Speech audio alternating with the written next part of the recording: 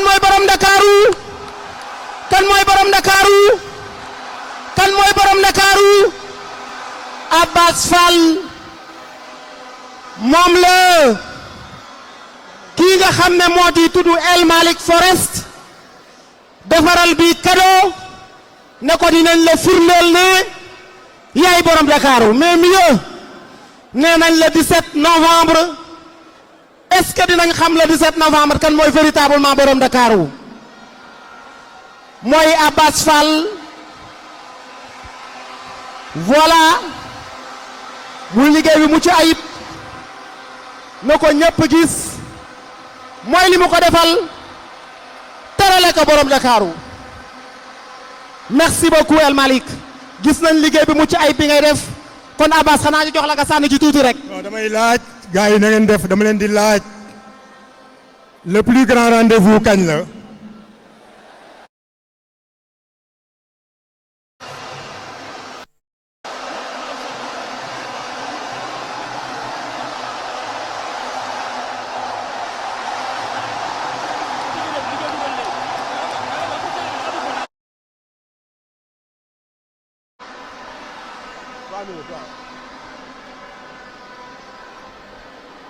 asalaamaaleykum mbokk yi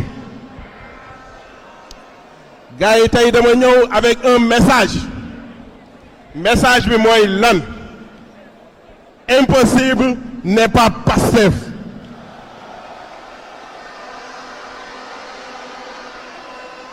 impossible n'est pas Pastef parce que 2017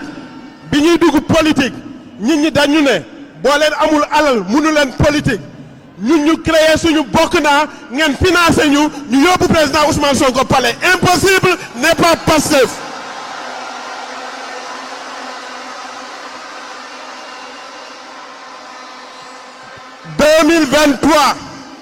ñu jël suñuy leader dugal ci kaso bi ñëpp ne affaire yi jeex na ma ne leen impossible n'est pas Pastef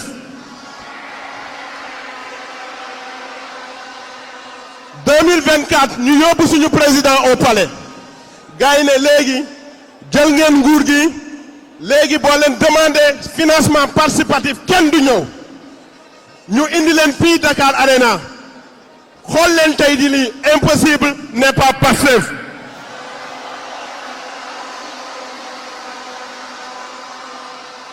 suñu président nee na leen 2050 sénégalais bu ci nekk di nga augmenter tes revenus par 3 impossible n'est pas Pastef xaw ma yéen de waaye man lu ma président Sonko wax président Diomaye wax dama naan dëgg la parce que je sais impossible n'est pas Pastef merci beaucoup tout le monde merci beaucoup jërëjëf. impossible n'est pas Pastef merci beaucoup léegi nag dañuy dugal Abdou Guité Seck Abdou Guité Seck la ñuy dugal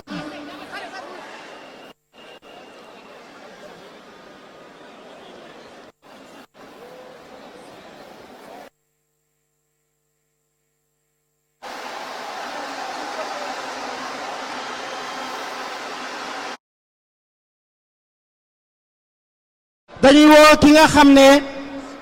moom mooy le représentant de la JPS fi ñu toll nii tey ci salle bi muy ki nga xam ne moom mooy secrétaire général adjoint bu JPS muy Saliou Dione Saliou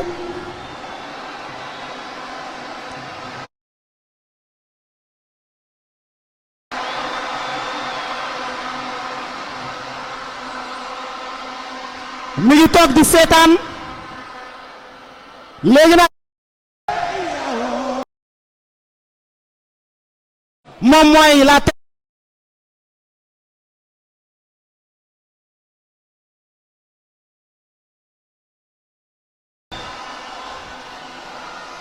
nga ñëw téye sa discours waxtaan ak askan wi waxtaan ak sénégalais yi wax leen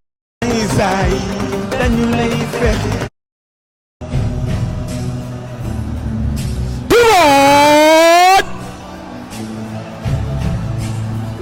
et Souleymane baisse le son sama gars yi léegi xam nga la laa bëgg léegi wàccee leen torse yi ngeen yëkkati drapeau yi Souleymane préparez le hymne national du Sénégal.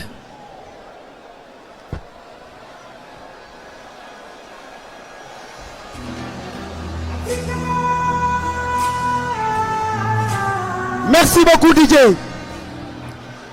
merci beaucoup léegi nag li ñu lay ñaan mooy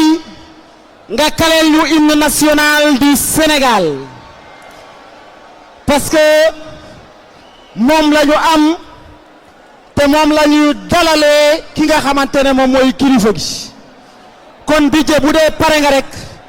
hymne bi mën na dem ñëpp jóg ñu teewlu ko.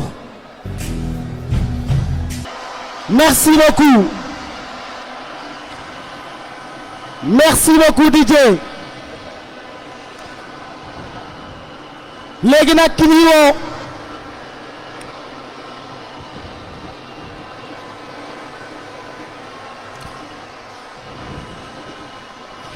merci beaucoup ñooñu di tëgg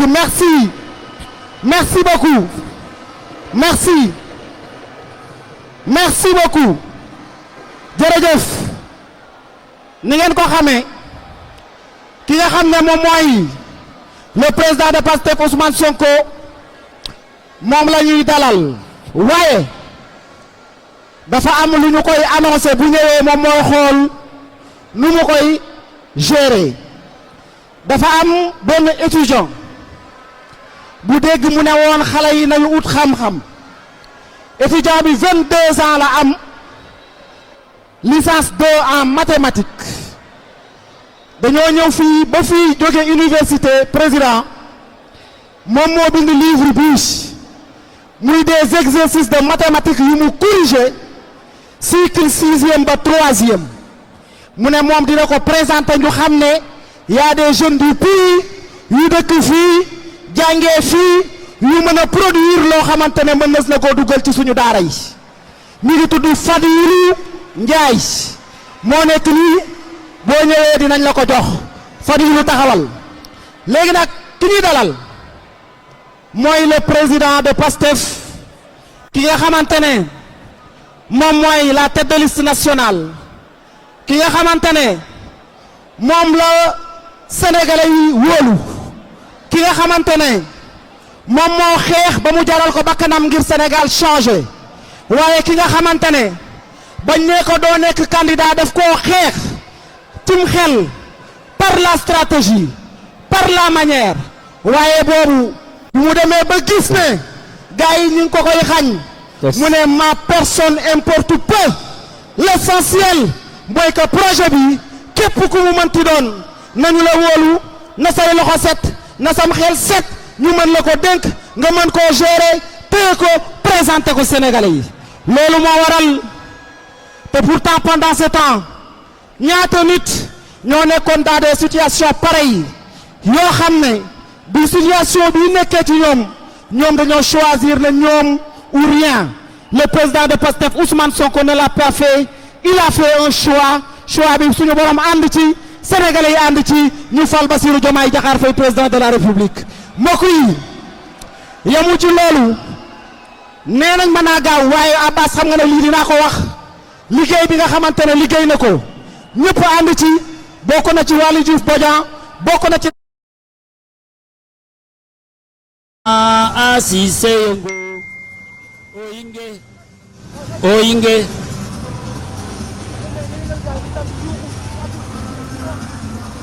loxo yi ci sama dama de Cissé Yongo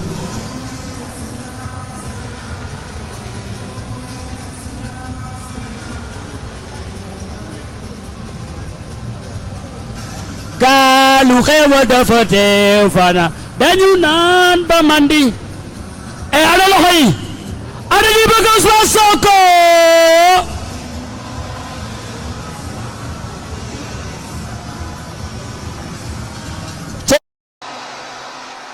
ma bëgg ñu mayante moom mooy jiite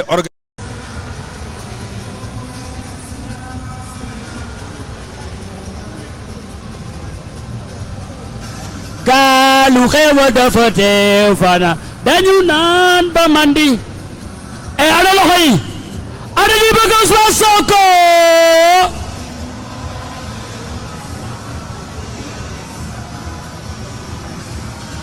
cey aduna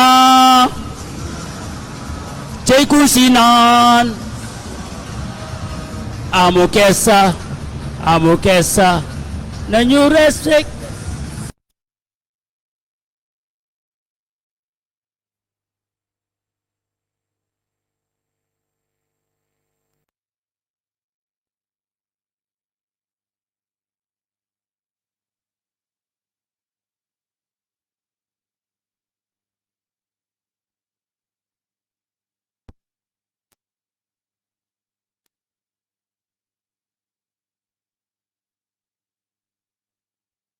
Test. Merci. Loxo yi ci kaw. Loxo yi ci kaw lay.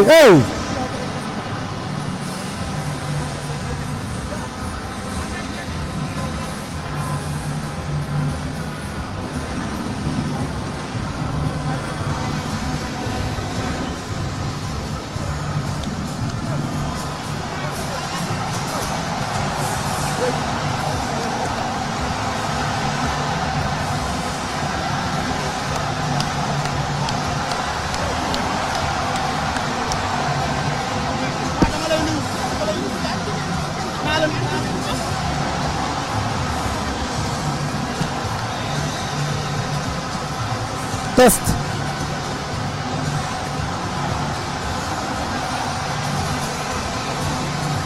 Yes.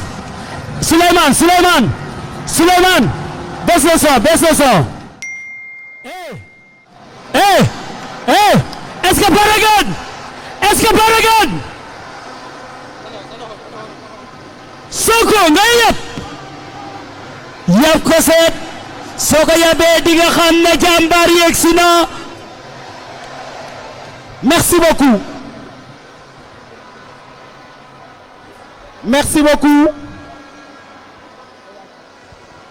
Kon dañuy jox kàddu gi nag comme niñ ko waxee léegi notre tête de liste nationale le président Ousmane Sonko, le président de PASTEF, parce que en réalité na ñëpp déglu nañu déglu balaa ñu joxoo kàddu gi dañoo bëgg salle bi ñëpp ne tekk ñëpp déglu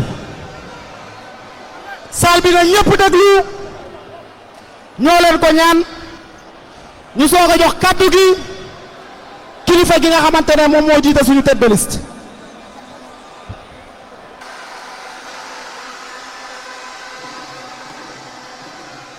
moo tax li may wax am solo parce que ñun rek mënuñu ko mën nañu am gis-gis bi am yéene bi waaye bu askan bi wala li ëpp ci askan wi li ma yàgg a wax une masse critique bu ñu bokkul ak ñun gis-gis boobu te fas yéene ci ànd ak ñun dina jafe moo tax tey dina waxtaan ak yéen ci ñetti tomb waaye yaay booy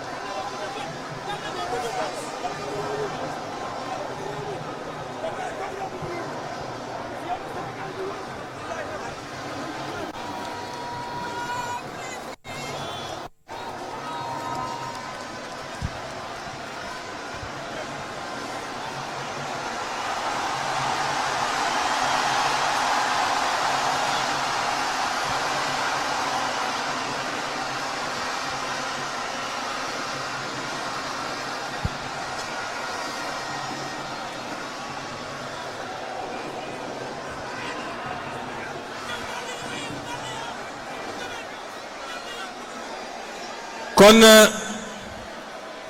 secours yaa ngi toppatoo suñu yaaju baax jooju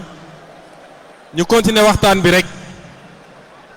mooy fas yéene nañu waxtaan ci ñetti tomb yoo xam ne benn bu ne bëgg naa ñu may ñu ci nopp bu baax a baax a baax bu njëkk bi mooy bëgg naa wax tuuti ci parti bi waaye wax ci parti bi mooy weesuwul rendre hommage aux militants te maa ngi ciy ñëw ñaareel bi mooy wax ci tolluwaayu réew mi ñetteel bi mooy wax ci li ñu dëgmal muy élection législative yi ñetti tomb yooyu rek laa fas yéene waxtaan ak yéen te bu soobee yàlla du gudd li ma bëgg a wax ci militants yi mooy dama bëgg ñun ñëpp ñu jóg taxaw jël quelques secondes pour rendre hommage à nos martyrs muy quelques secondes de prière ñu ñaanal ñi nga xam ne seen bakkan rot na ci xeex bi kenn ku ne ci diine bi nga bokk ñu ñaanal leen bismillah.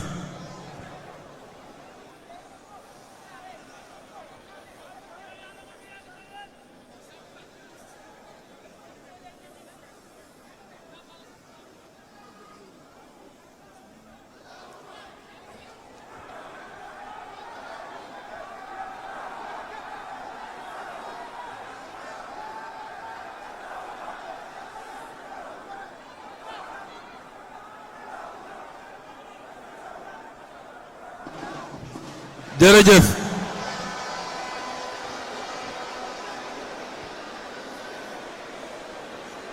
dama bëgg àdduna yépp xam lenn lu am solo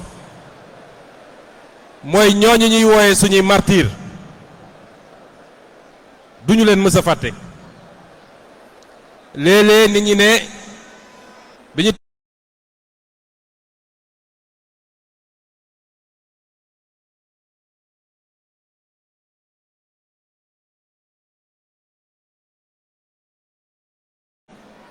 li ñu war a def pour taxawu ñooñu dafa yéexul de ñoo ngi koy liggéey di ko togg président de la république premier conseil des ministres la dénk ministre de la femme et de la solidarité pour ñu liggéey ci loolu buñ ko defee ba mu ñor la ñu war a def ci ndimbal ñu jàllale ko ci assemblée nationale ñu voté ko kenn ku ne ci famille yi nga xam ne famille victime yooyu la ñu mën laa jox ndàmpaay gu mat ndàmpaay donte loolu delloosiwul ñu fi jóge waaye am na lu mu mën a mocc wala lu mën a wàññi ci douleur bi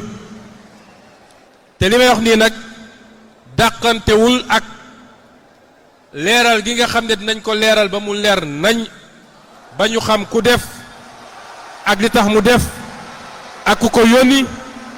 loolu yëpp dina leer moo tax na ñëpp ànd ak tey ak dal mbirum état du mbirum parax mbirum état loo ciy liggéey rek da nga koy teg ci yoon ànd ak respecter charte yi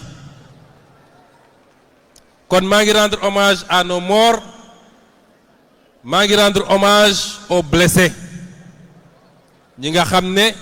am nañ ci gaañu yu métti lenn ci seen cër sooxe na ci wala seen yaram jagadi na ci ñu ngi leen di rendre hommage di leen massaw ñoom xam nañ ni parti bi musu leen seetaan ñoom xam nañ ni bis bu ne saa suñu sëqatee parti baa ngi taxaw seen wet la ci war ñu ngi ciy góorgóorlu ci def suñu kéem kattan may rendre hommage tous les militants et les militantes tous les militants et les militantes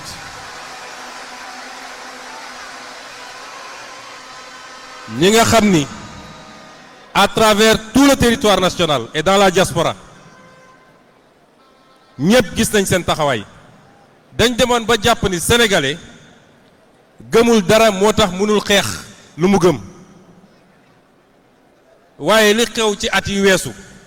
dafa wone ni la woon ma nga fi ba léegi mooy réew mii réewu gor la réewu fit la réewu jom la réewu fulla la réewu kóllëre la te loolu yéen ñii la waa Pastef yéen a am taxawaay bi ba àdduna yëpp gis ko. Soyez fiers de ce que vous avez abattu comme travail. Soyez fiers d'avoir été là, non pas pour un homme, mais pour votre pays. may rendre hommage tous les militants. amul département bu des waaye département yi ci gënoon a fës lu mel ni Ndar lu mel ni Tivaouane Ndakaaru Rufisque Kër Massar Bignona Ziguinchor ak yeneen yoo xam ne mënuma koo lem fii maa ngi leen di rendre un hommage mérité ci biir hommage boobu nag di ngeen ba may ma def une mention spéciale à Ziguinchor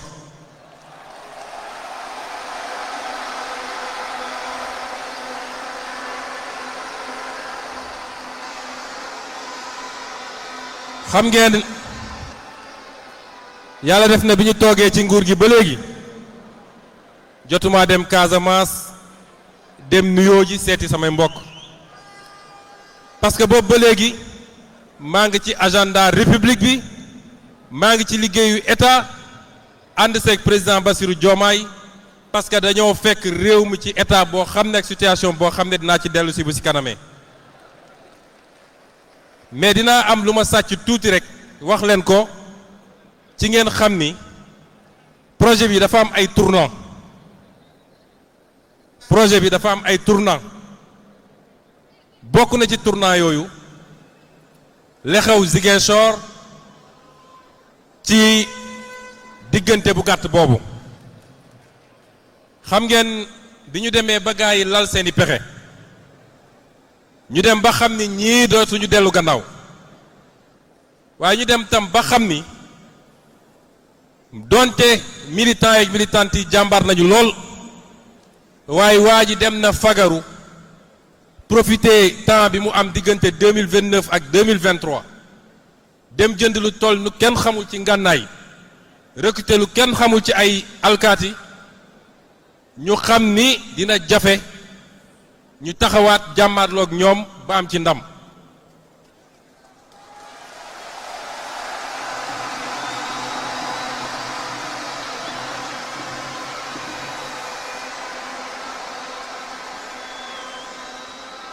bi ñu gisee loolu ci laa woo sa kenn ci sama Bamba Cissé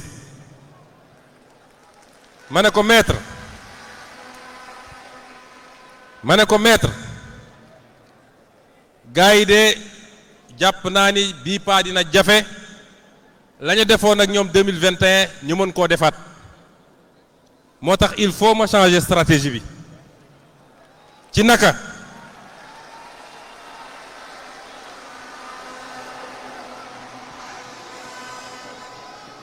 ma ne ko xam nga nu may def mu ne ma ne ko il faut que ñu gagner du temps parce que faw rek ñu yegg ci élection bi te bu ñu leen seetaanee ba ñu am li ñu bëgg ñoom te dinañ fas yéene nañ ko def ñoom balaa élection bi di jot boo moytul du ñu egg ci élection bi wala Pastef du am candidat ci élection bi kon lan laay def mu ne ma ne ko faw rek ñu fexe ba ñoom su ñuy def seen procès caaxaan boobu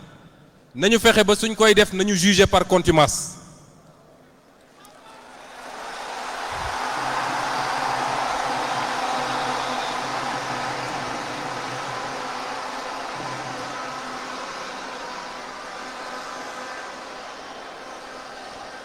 ndax tamit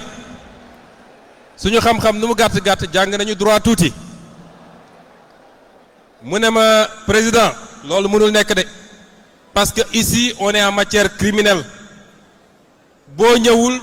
dinañu yónni alkaati yi ñu ñëw jël si la sa kër te bu boobaa dinañ la toroxal te defe naa jaru ko En matière criminelle, la comparution est obligatoire.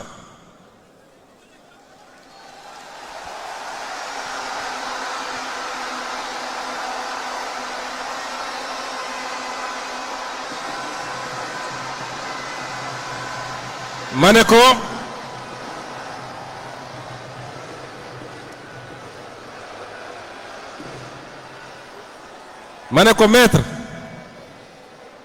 li nga wax waxu droit la man waxu politique laa la wax parce que lii ñuy def ni yëpp politique la defe naa maître Ablaye Wade moo doon wax ni un procès politique ne se gagne pas dans les prétoires ma ne ko dinaa ko régler sama bopp noonu waaye duma la wax la ma ciy def parce que il faut ma protéger la ma dugg ci groupe WhatsApp bu avocat yi bind leen benn bataaxal ne leen maa ngi leen di gërëm yéen ñëpp li ngeen doon def yëpp def ngeen ko waaye mbir mi dootul mbirum droit wala mbirum avocat la ca des nag dinaa ko doxal ni ma ko war a doxee.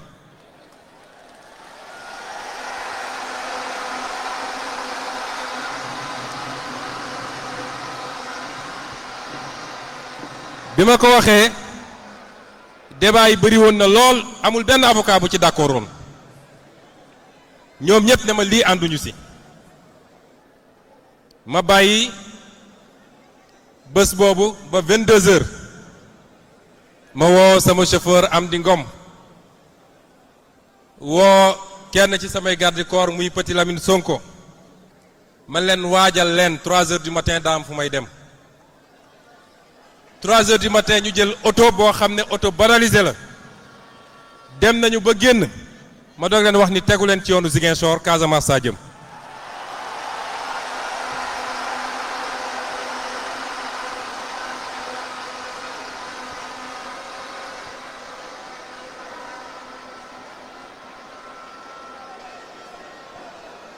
parce que it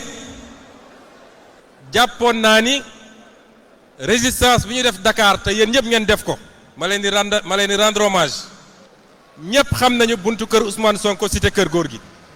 ak taxawaay bi ngeen ci taxaw yéen jeunes yi waaye xamoon naa ni mënatul woon nekk fii te il fallait que ñu gagner du temps ma ne nag bàyyi ma dellu replier wu fi ma xam fi ma miin te xam leen xam seen taxawaay looloo ñëw bon Ziguinchor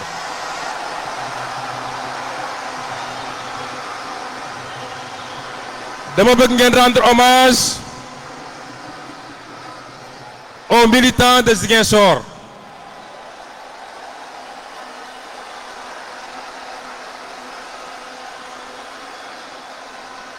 dama bëgg ñu comprendre lenn bu ñu manqué woon étape boobu tey du ñu daje fii ci stade bi di wax tey du ñu ne président Bassirou Diomaye Diakhar Faye tey du ñu ne premier ministre Ousmane Sonko cette jeunesse de la Casamance les femmes du bois sacré nga xam ne dëkku nañu grenade yi du nañ lu metti cette résistance héroïque nous a permis de gagner un mois te un mois boobu c'était un mois extrêmement important pour ñu mën a yegg si fii ñu jëm la ca tegu xam ngeen ko ñibbisi bi la caravane de la liberté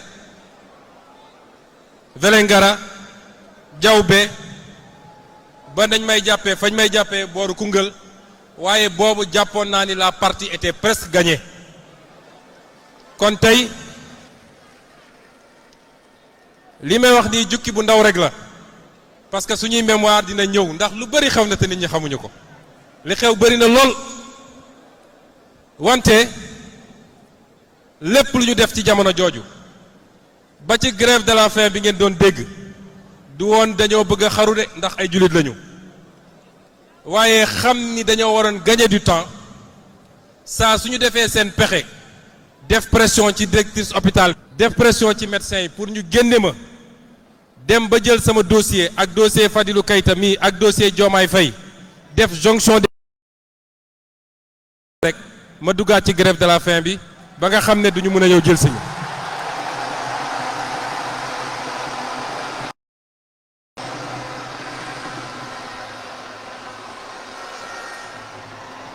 kon extrêmement profond, sincère et chaleureux aux militants que vous êtes. Vous êtes formidables. Sénégal mënu leen fay.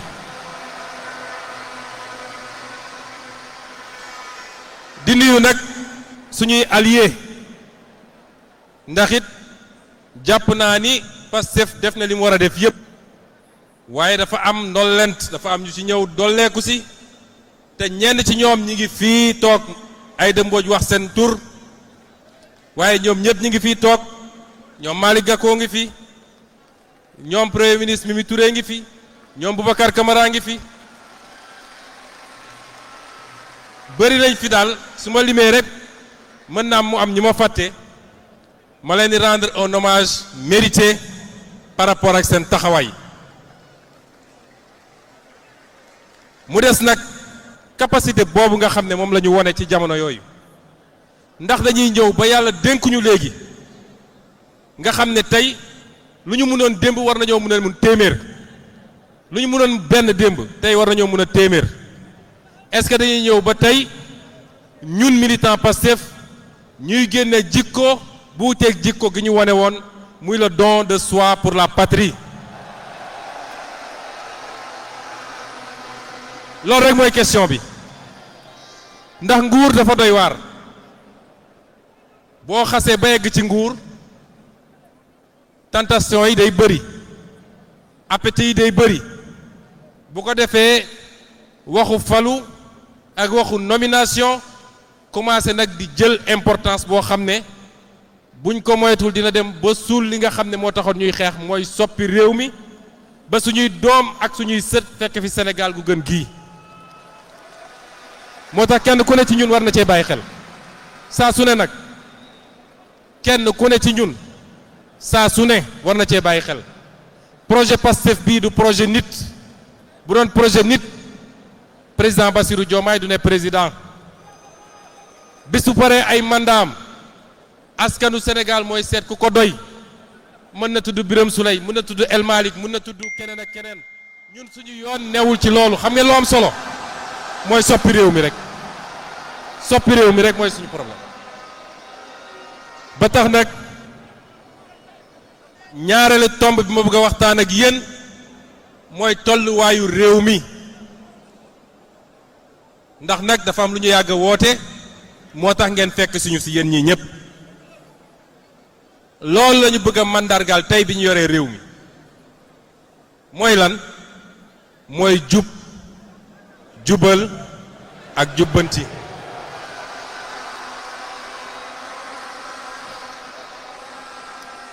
président Diomaye Faye dafa génn nekk candidat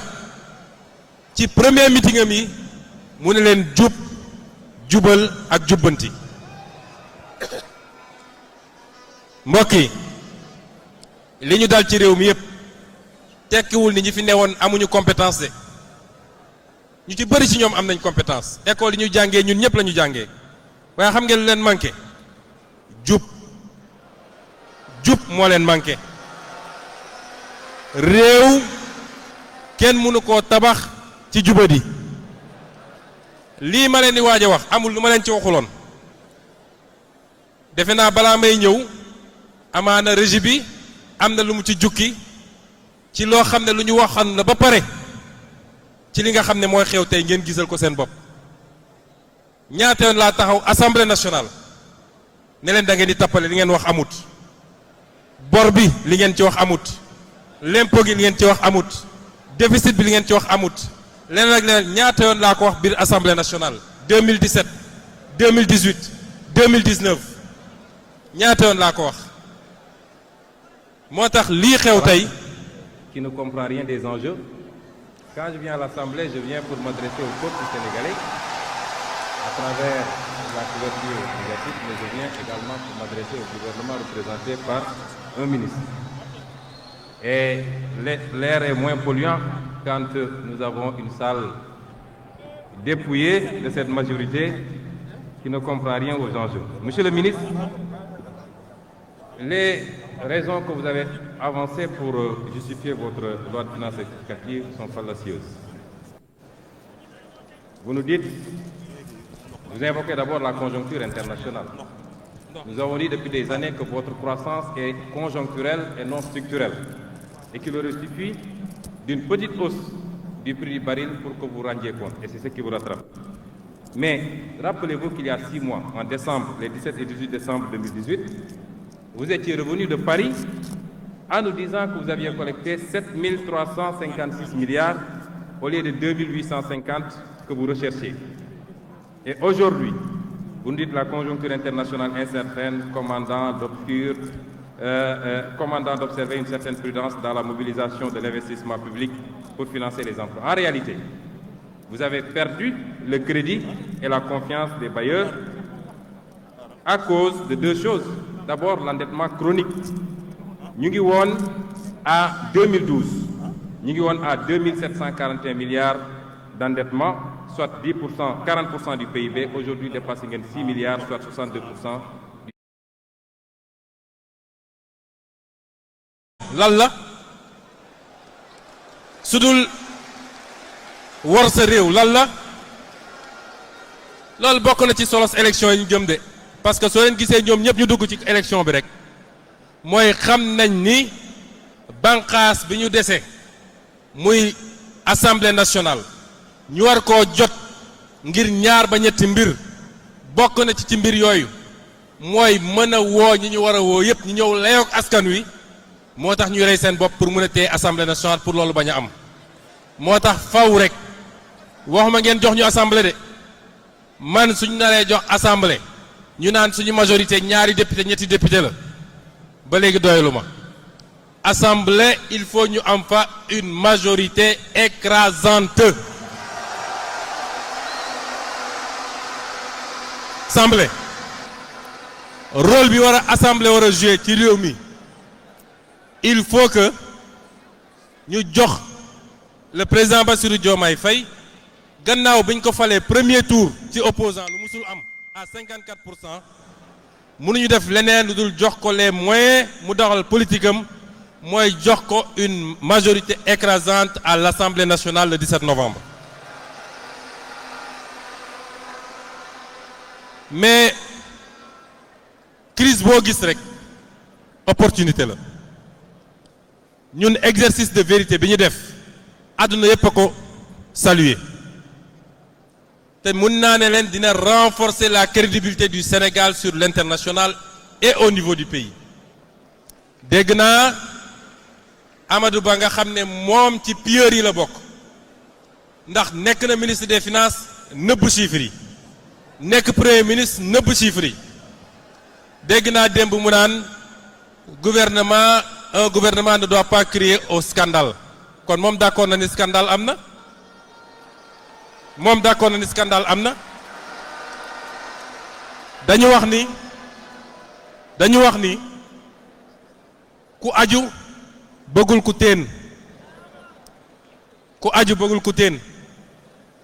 waaye ma koy jox benn assurance rek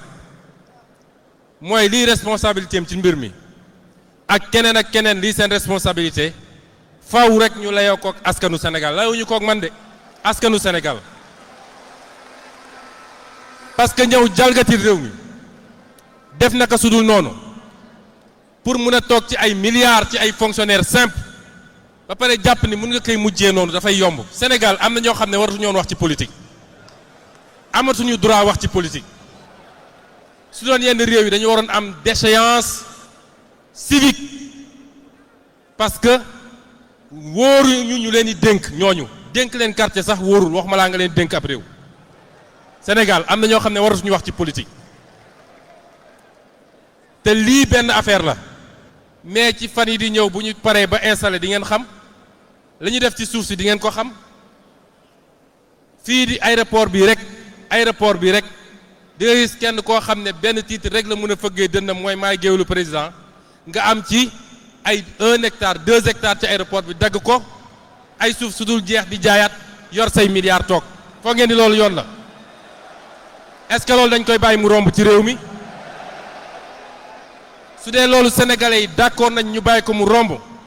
parce que dañ koy teg ci ay maslaha mooy réew mi jaratul kenn di xeex ngir dara parce que pratique yooyu moo tax ndaw ñi waroon am liggéey amuñu liggéey ah moo tax faw mu jeex fi waaye waxuñu ko pour jooytu dama leen bëgg a wax ni on a notre destin en main liggéey bu ñu war a door la bis ni ki tey su ma déggee ñu naan FMI Banque mondiale diw ak diw loolu yëpp baax na waaye ñooñu yoruñu suñu dund yoruñu suñu réew il faut que yéen ñëpp ngeen xam ko est-ce que ñun sénégalais yi pare nañu pour def li ñu war a def pour am suñu souveraineté est-ce que pare nañ ko loolu dafa laaj nag ñu bàyyi gis-gisu jooni jooni baaxul réew dañ koy tabax méthodiquement brique après brique dañ koy tabax ci effort ak sacrifice ñun am nañu possibilité financer suñu bopp est-ce que xam ngeen loolu dinañu proposer sénégalais yi gannaaw élection législative yi nañ leen proposer des leviers endogènes de financement daal di andi des modèles de financement innovants lu mel ni lancé am na ñu ko tuddee woon diaspora bond may profito di féliciter la diaspora sénégalaise ci seen taxawaay ak seen xeex ñoom it kenn demul ñu des waaye la ñuy waajal buñ koy sànni duñ ko tuddee diaspora bond patriote bond lañ koy tuddee parce que li xew fii tey rek wane nañu waa réew mi seen bopp ñi ne fii ci biir réew mi kenn amul ëpp leen capacité de mobilisation kenn ëppalewu leen capacité war a lamb dara seen poos pour dugal ko ci loo xam ne njëriñu ñëpp la léegi dañ ma ne xayma bu njëkk bi ñu def rek nee nañu levé nañu déjà lu mat 500 millions te mbir yaa ngi continuer di dugg ngàcce gaalaama Pastef dama ne kuy tibb tànk wala ngay marquage kilote rek defal ñu gis loolu mooy nit bu dee danga koo fan ba tax nga ne lu mu def ma def ko bu wootee arena Dakar arena xanaa kay suñ tegee ñetti fan nga woote Dakar arena bu levee 500 millions xanaa kay nga góorgóorlu ne man sax levé naa 50 000 francs ma wàññil leen ko rek moo tax li ma bëgg ñu jàpp tey mooy nous avons notre destin en main nañu gëm suñu bopp dinañu def les réformes qu'il faut après élection législative bi dinañu def les réformes fiscales qu'il faut parce que am réew xam ngeen lu ko yor réew l'impôt moo yor réew dama bëgg Sénégal yëpp xam ko la ngay dem lebi ji ci biti l'impôt la rek boo xam ne da nga koo décaler parce que l'impôt bi ngay fayeeku ëllëg moom mooy dem fay ji loolu kon nañ def les réformes fiscales qu'il faut l'impôt gi ma gëm mooy l'impôt goo xam ne dañu koy wàññi ba mu yemamaay waaye ñëpp daje fay ko loolu mooy l'impôt gu baax ndax pare ngeen ci loolu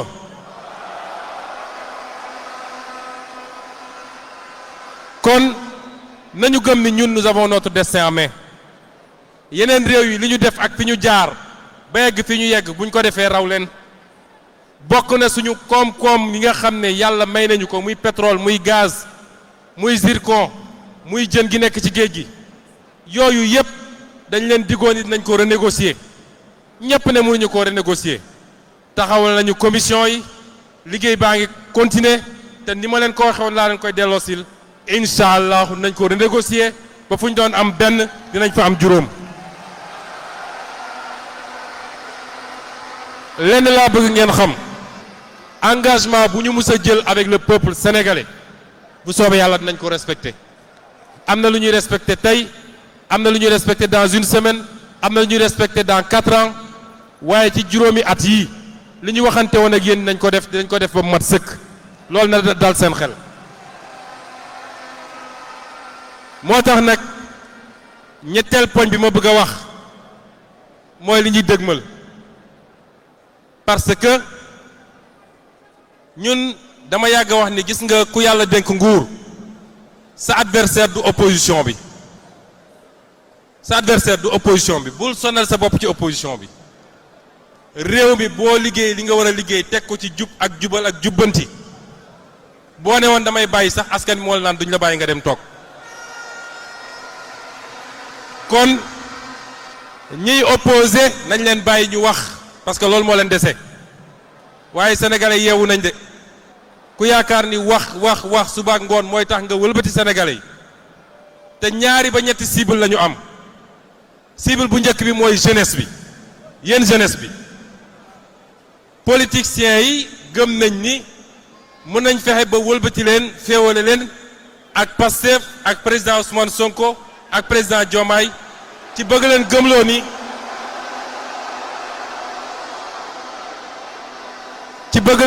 ni yéen a fi newoon di xeex yéen a ngi ni amu leen liggéey ñun suñu contrat musul nekk contrat wu kaa lañ jël réew mi pàccoo ko kenn ku ne ci yéen bu amee profil bi mu war a am saa su ko réew mi soxlawee dinañ ko woo ne ko kaay dénk nañ la lii waaye nañu jàpp leen jëriñ réew mi tekkiwul nekk foog tànk aw ma ñu ne ma nommé nañ ma wala recruté nañ ma waruma mën a jëriñ réew mi loolu bokkul ak esprit Pastef kon la ñu déglanteeg yéen ñoo nga ci suba ak ngoon te résultat yi ala kulli xaal nañu dox quelques semaines quelques mois parce que bi ñu nee Sénégal vision 2050 gis naa ay politiciens yoo xam ne yàlla nattu na leen mënuñu wax ba sénégalais yi déglu leen loolu nag du suñu faute ñun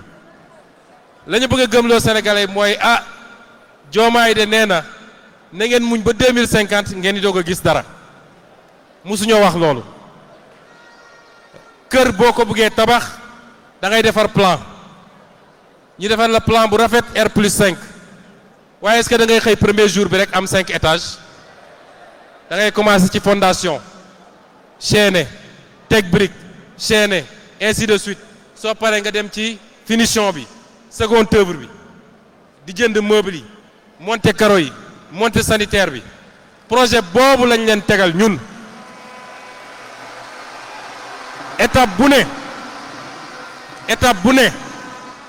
étape bu ñu toll di ngeen gisal seen bopp meññ bi ñu ne lii moo meññ ren nañ ko séddale bu yemamaay séddale bu maandu kenn ku ne jël ci sa wàll ñu continuer liggéey bi ba am liy meññ année prochaine loolu la ñu waxanteeg yéen moo tax gëm naa ne dañuy sonal seen bopp rek waaye mënuñu wëlbati jeunes yi ñeneen yi ñuy ciblé mooy liggéeykat yenn liggéeykat yi jakartamaan yi marchand ambulant yi nga xam ni bu ñu nekkee ci situation bi ñu nekk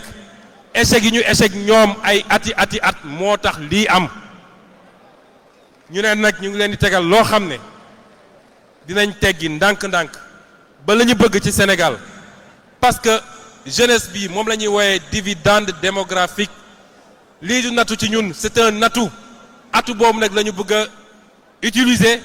de manière efficiente muy atout buy tabax réew mi ñun loolu lañu mooy suñu gis-gis ci jeunes yi waaye jàpp nañu jeunes yi lu ñuy utiliser la soo paree nga sànni ko moo tax élection bi ñu jëm élection bu am solo la nañu jàpp ni c'est l'élection la plus importante pour stabiliser le pouvoir qu'on a confié au président Diomaye mën koo jox les outils pour mu def liggéey bi mu war a def moo tax élection bu am solo la lañ ca fas yéene def nag looloo waral meeting bii ñu daje tey dégg naa sax ñu bëgg a intoxiqué nee nañu am na lu xew Bakel waaye ñun ñu naan ñi nga def meeting pour dajale dama ne confusion de genre baaxul de Bakel lañ fa war a def nañ ko ba mu mat sëkk nit deewu fa ndax dégg naa ñu ne démb am na xale bu dee xale boobu Kidira la ko dalee Kidira amul inondation ci jamono ji may wax ak yéen ñi ngi xool ndax du origine criminelle Bakel nit xiifu fa ndax gouvernement bi yóbbu na fa ceeb bu doy sëkk ak diwlin ak suukar ak lépp Bakel nit fanaanu fa ci mbedd mi parce que yóbbu nañ fa ay tentes armée monté na fa un hôpital kenn ku ne soo soxlay faju ñu ngi lay faj ba pare gouvernement bi dégagé na une enveloppe de 8 milliards pour mën a taxaw ñi fa nekk kon loolu amul benn rapport ak li ñuy def fii tey li ñuy def fii tey c'est un exercice de transparence politique mooy guléet parti nekk ci nguur ne duma jël dërëm gu jóge ci nguur gi waaye ñun ñooy dajale li ñu am dem defi suñu campagne duñu yóbbu oto nguur duñu yóbbu xaalisu nguur loolu moo ñu dajale fii loolu amul rapport ak Bakel ñun sous notre magistère duñu seetaan benn sénégalais barki démb gis ngeen Amadou Chérif Diouf mii yor finance su parti bi di secrétaire d'État aux Sénégalais de l'extérieur dem na Libye la fa newoon ci ay sénégalais ñu tëj leen foofu ci ay kaso dans des conditions difficiles yeb na leen ci avion delloo si leen fii ci réew mi. gis ngeen président Diomaye dem ba léegi yéen a ngi ko gis diggante Kédougou Bakel ak feneen mu dem taxaw population yi jamono jii may wax ak yéen depuis midi am na avion boo xam ne 310 sénégalais la ñu jëlee Liban ña ngay dellu si fii Sénégal te 20 heures président Diomaye dina dem accueillir leen à l'aéroport musuñoo toog di seetaan sénégalais loolu amut kon ñi bëgg a politiquer la misère des sénégalais ñi nga xam ne amuñu benn dayoo politique mënuñu dajale ñetti nit dem nañu élection gis nañu résultat ba ngir yàlla nañu bàyyi di politiquer la misère des sénégalais mënuñu fexe ba dugg wëlbati waa Bakel wala waa Kédougou wala waa feneen sénégalais yi dañoo yeewu ku am sa programme politique wax ko sénégalais yi bu leen doyee ñu woteel la waaye yàkkamti woo lu dul catastrophe am ci réew mi barki démb immigration clandestine lañ jëloon immigration clandestine depuis ñaata année la am fii ci Sénégal est-ce que fan yi dégg ngeen gaal yu bëri di dem parce que gouvernement bi jël na matuwaay bu mat sëkk yematuñu ci police ak gendarmerie waaye génn nañu armée nationale ba pare teg un système pour que ku gis ñu war a dem nga mën a woote ne ah am na ñuy waajal dem parce que notre jeunesse on ne va pas la laisser se faire engloutir par les océans duñ ko def fii ngeen di toog ci réew mi ñu ànd liggéey réew mi dootuñu bàyyi kenn mu dem kon ci campagne bi ñu dëgmal lii ñu def tey lu am solo la ci te dinañu continuer collecte yi gëm naa ni balaa dimanche prochain ñu war a dajale campagne bi ñu war a démarrer campagne bi incha allah dinañ ne militant Pastef ak sympathisants yi mobiliser nañu 1 milliard pour la campagne de Pastef man gëm naa ko mu des nag ñu war a dem ci campagne bi ren dinañ ci def ay innovation yu am solo mooy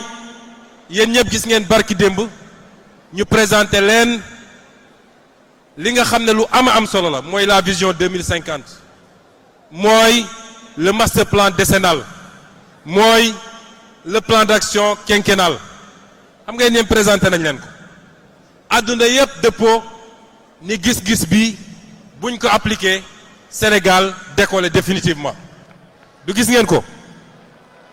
loolu mooy suñu campagne ñun moo tax ma jël décision ne campagne bi dañ koy def autour des 8 pôles ndax ni ñu tëggaate affaire bi c'est 8 pôles de développement mooy li ngeen di gis ci carte bële 8 pôles yooyu pôle sud pôle nord pôle sud-est pôle nord-est pôle centre pôle ouest 8 pôles yëpp laa bëgg ne pôle bu nekk dinañ fa def ñaari fan yooyu dina am benn fan boo xam ne dañuy wër sillonner pôle bi rek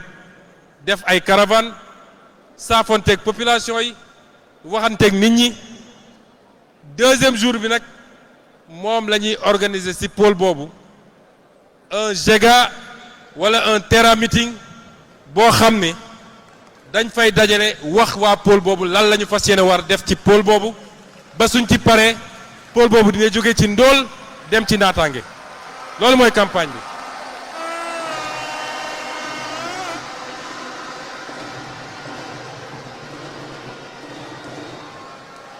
bëgguma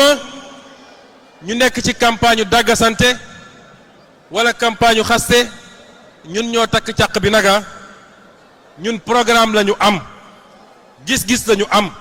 loolu la ñuy campagner moo tax kenn ku ne ci yéen bu ci kenn xeeb boppam jëlal document bi lire ko xamal li ci nekk yow ci sa bopp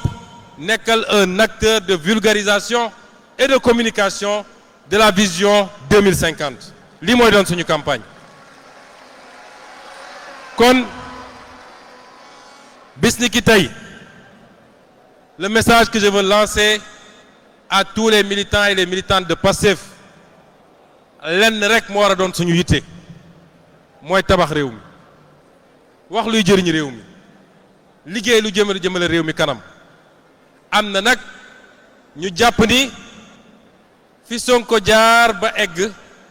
war nañ faa mun a jaar yegg ñoom it defe naa booy ñoo naan Sonko sonkolu